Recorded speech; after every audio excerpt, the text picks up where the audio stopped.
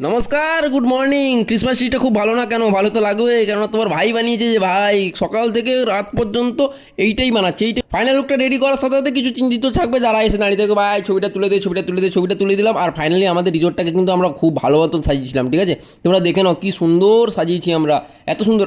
কেননা সব কিছু কাজ বিকেলের মধ্যে শেষ। আর গোয়া গোয়া মানে আমাদের যেতে হবে বড়দিনের দিন বিচে।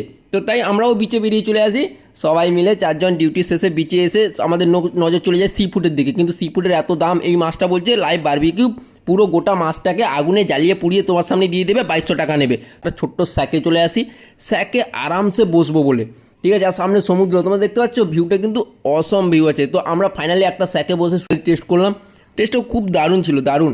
মানে গোয়ায় বুঝতেই পারছো তো, হ্যাঁ চিকেন তন্দুর। আর ফাইনালি ছিল আজকে বড়দিন, তাই একটা চিজ কেক নিয়ে একদম লাইভ চার্চের সামনে দাঁড়িয়ে আজকের বড়দিনটাকে সেলিব্রেট করলাম। তো ছোট মিনি ব্লগটা কেমন লাগলো কমেন্ট করে